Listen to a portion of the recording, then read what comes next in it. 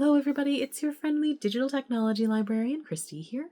We've reached another Friday, so of course I have another Film Rec Friday ready for everybody out there. So it is still a Sci-fi September, so our next stop on our sci-fi tour is space. I have been a massive fan of space sci-fi for pretty much the entirety of my life. I grew up with all the different versions of Star Trek. I have watched Star Wars many, many, many times. And I just really, really enjoy the entire concept of exploring these other worlds that we may not have any familiarity with, but just the imagination of it all. Today we've picked two titles, and they are both very, very different as far as tone goes, but I think very, very enjoyable, each in their own individual ways.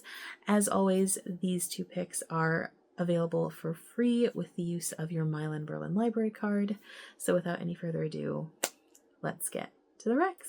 Okay, my first pick today is going to be available via our Canopy service, and that is 2022's Almost Home. So Almost Home is actually a short student film by Niels Keller. It is a German language film, and it is a coming-of-age science fiction movie. In Almost Home, we are following a teenager who beats the odds when he faces a dangerous destiny. That's the description we're given.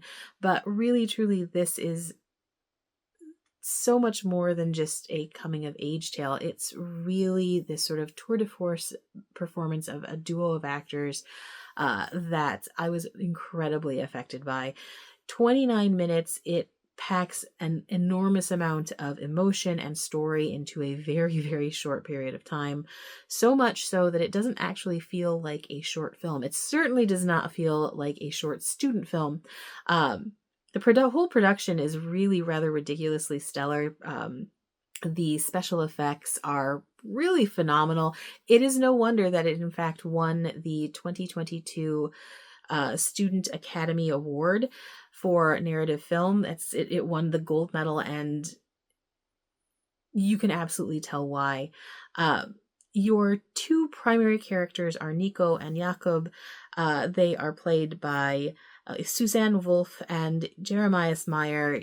They are amazing together.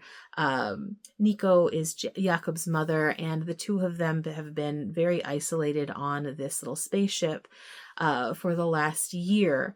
They are about to travel home when a circumstance on Earth puts a pause on the next step of their journey. There is apparently a very dangerous disease that Jakob would be susceptible to should he decide to journey down onto Earth's surface.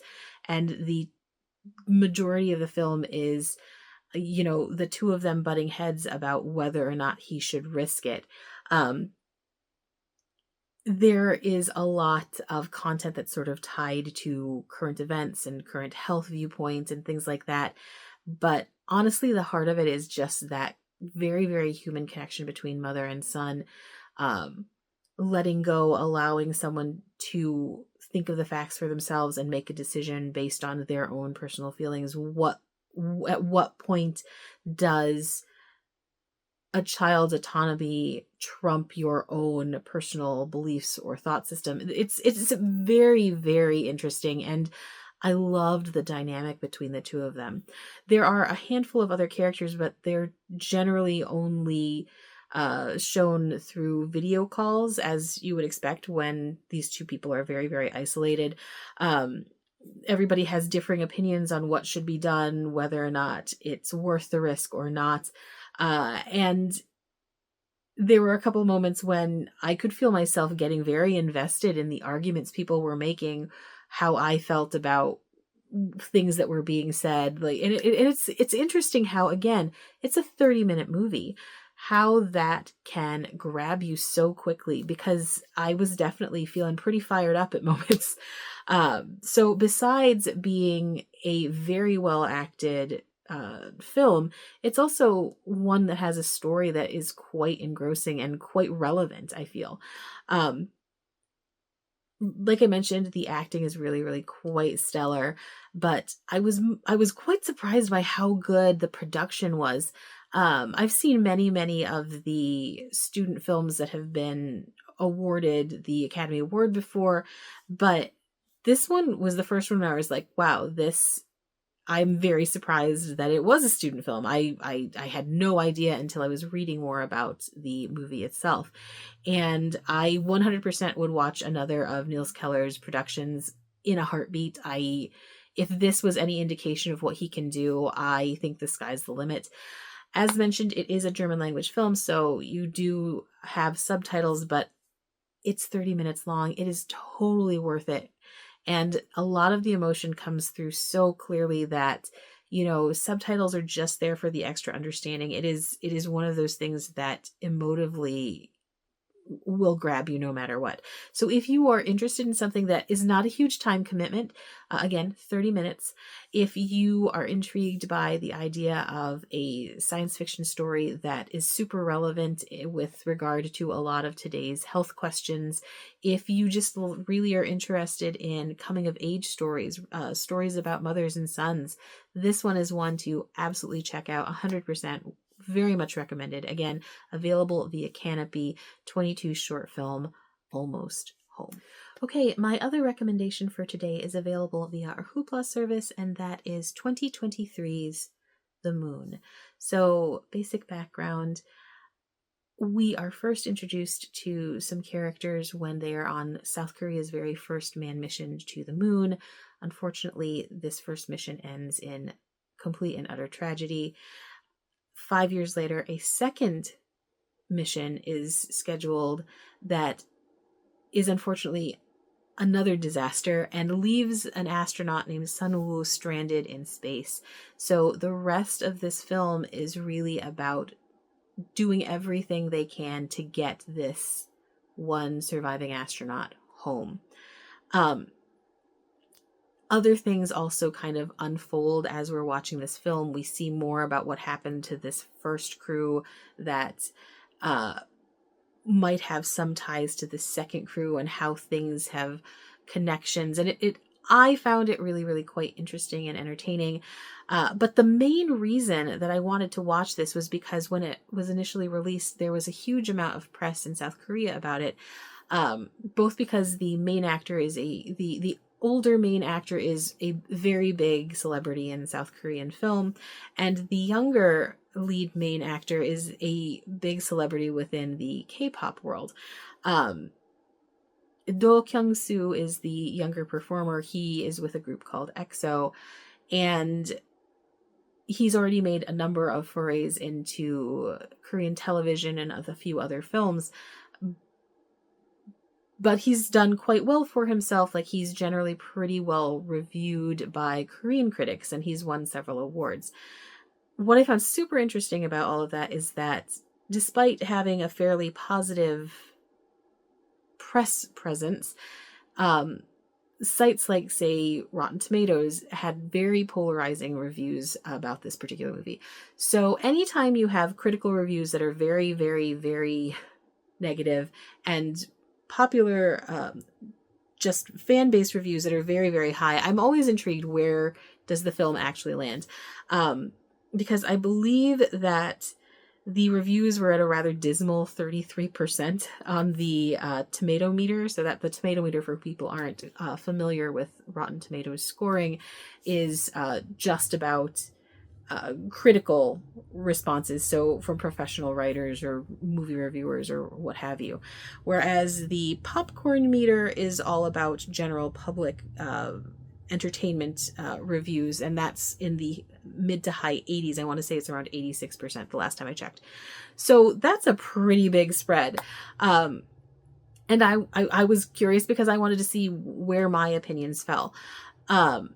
I love a good space adventure movie. I find, like, the blockbusters, even though I'm not generally like a blockbuster movie kind of fan, I really like the space adventures. I always watch them when they come out here in the West. So, I wasn't sure what to think, right? I wasn't sure what we were going to get.